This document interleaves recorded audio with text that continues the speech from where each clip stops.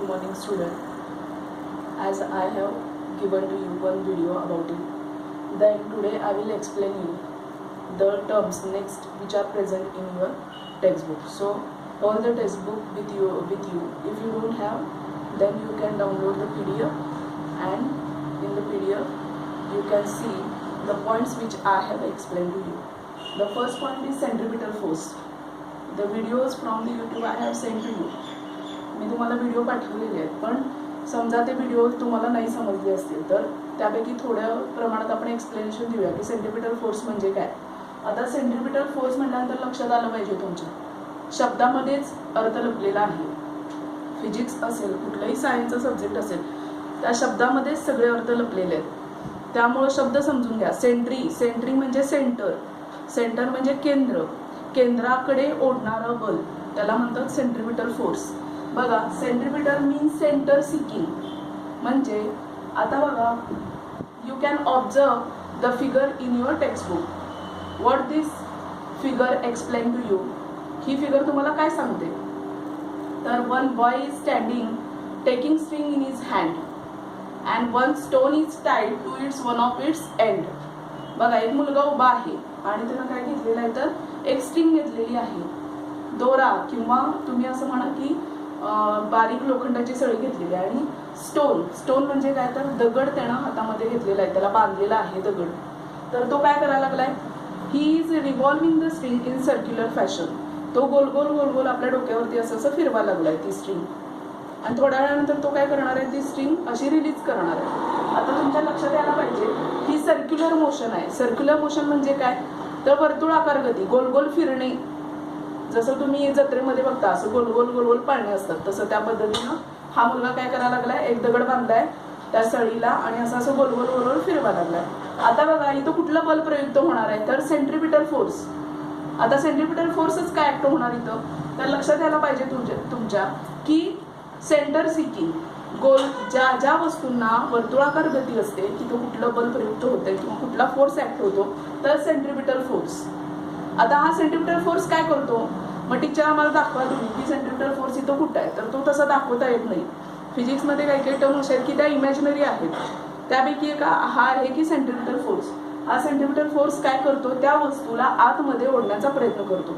आता तुम्ही डायग्राममध्ये बघा, तर इथं बाण बघा, arrow indicate the direction of the force toward the centre. म्हणजे तो स्टोन जो आहे तो काय करणार आहे, मध्ये जाण्याचा प्रयत्न करणार आहे, पण तो जात नाही, कारण त्याची काय आहे, जी गती आहे किंवा जी मोशन आहे ती सर्क्युलर मोशन आहे. आणि मग डेफिनेशन काय होते, the force acts on any object moving along a circle and directed toward the centre. A force act on any object moving along a circle and directed toward the center of the circle is called as centripetal force.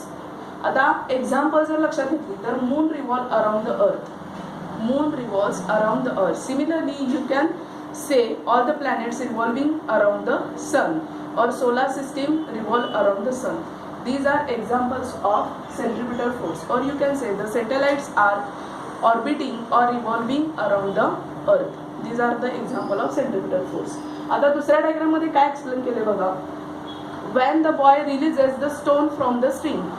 जेव्हा तो काय करणार, release करणार किंवा टाकून देणार, or otherwise he throw back or throw off the string, then what will happen, this stone, हा जो स्टोन आहे, हा जो दगड आहे, आता गोल फिरताना तो असे सर्क्युलर मोशन मध्ये असणार. जेव्हा तो मुलगा थ्रो करणार किंवा रिलीज करणार तेव्हा stone is go back in a tangent direction. आता टँजंट ही कन्सेप्ट काय आहे, तर मॅथ्स मध्ये लक्षात यायला पाहिजे तुमच्या. टँजंट म्हणजे मेकिंग 90 डिग्री अँगल. मग इथं कुठं 90 डिग्री अँगल होतो, बघा हा जर तुम्ही विचार घेतला तर हा 90 डिग्री अँगल आहे, हे लक्षात यायला पाहिजे तुमच्या. मॅथ्स मध्ये कन्सेप्ट आहे circle, the line touching the circle is called as a tangent. Similarly, when this boy releases the stone, then stone make a tangent or 90 degree angle with the circle. आता इथे एक stone दाखवलाय जर या पोझिशनला असेल तर, आता इथे एक स्टोन दाखवलाय जर या पोझिशनला असेल तर. आता हे तुमच्या लक्षात आलं असेल सेंट्रिपिटल फोर्स. आता नेक्स्ट काय आहे बघा, केपलर्स लॉज. आता हे केपलर्स लॉज बोर्डाला किती वेळा तरी विचारले, त्यामुळं these points are very essential और important. Newton's law of gravitation आणि केप्लर्स लॉज किती वेळा तरी रिपीट क्वेश्चन झाले. आता केपलर हा कोण आहे? Kepler is a astronomical scientist. बघा त्यामध्ये दिलेलं आहे की Galilei by 16th century lot of data were available about the planetary position and motion. Before Galileo म्हणजे गॅलिलिओच्या अगोदर काय केलेलं आहे तर प्लॅनेट काय ऑब्झर्वेशन जे प्लॅनेटचे आहेत ते फक्त डोळ्याने ऑब्झर्व करायचे आणि सांगायचे. आता बघा John Kepler studies these data, notice the motion of planet, follow the certain laws. He stated 3 laws describing the planetary motion. These are called as Kepler's laws. Kepler's नावाचा सायंटिस्ट होता, त्यानं काय केलेलं आहे तर 3 लॉज दिलेले आहेत की प्रत्येक प्लॅनेट सूर्याभोवती कशा पद्धतीनं फिरतो, हे त्याचे लॉज आहेत. आता त्यामधला बघा त्याच्यामध्येच एक पॉइंट आलेला आहे, do you know.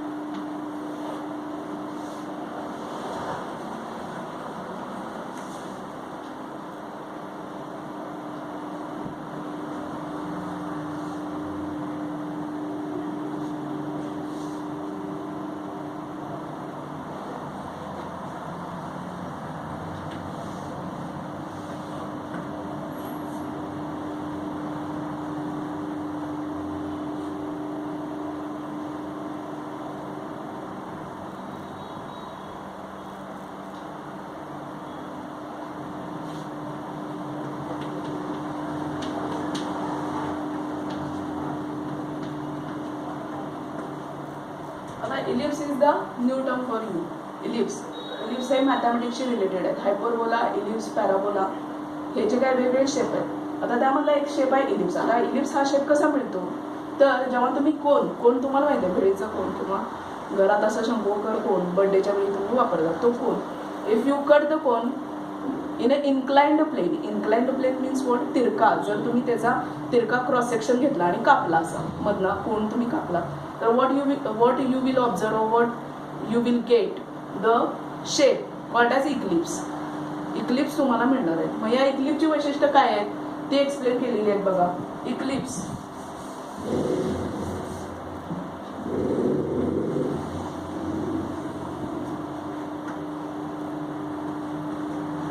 This shape is called as eclipse. आता इक्लिप्स मध्ये फोकल पॉइंट असतात 2. देन बघा F1, F2 these are focal points. आता या फोकल पॉइंटचं वैशिष्ट्य काय बघा. Suppose point A is present on the eclipse on the curve और the circumference of the eclipse. A हा पॉइंट आहे की तो सर्कमफिरन्स वरती प्रेझेंट आहे. If I draw this line in this way and this line, आता काय होतंय बघा. Suppose B is the also another point present on the circumference of the eclipse. If I join this point F1B and F2B, then you can observe if you take this distance AF1 plus AF2 is equal to BF1 plus BF2. जर तुम्ही असे दोन्ही point घेतले सर्कमफिरन्स वरती, आता त्यांनी C पण हा पॉइंट घेतलाय बघा सर्कमफिरन्स वरतीच आहे बघा C. आता हे जोडलेलं आहे CF1 and CF2. Similarly you can take which is equal to CF1 plus CF2. म्हणजे एखादा पॉइंट सर्कमफिरन्स वरती असेल इक्लिप्सच्या तर तो काय असतो त्या जे 2 फोकल पॉइंट आहेत त्याच्यापासून आपण डिस्टन्स मेजर केले आणि त्यांची बेरीज केली. दुसरा पॉइंट घेतला B, ते काय केले 2 फोकल पॉइंटशी जोडले आणि ते डिस्टन्स मेजर करून त्यांची बेरीज केली. आणि तिसरा पण पॉइंट मी इथं घेतलेला आहे C. किती पण पॉइंट तुम्ही घेऊ शकता. आता त्यामध्ये AF1 plus AF2 which is equal to BF1 plus BF2 which is equal to CF1 plus CF2.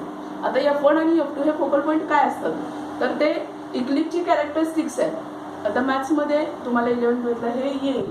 Eclipse काय आहे, पॅराबोला काय, हायपरबोला काय.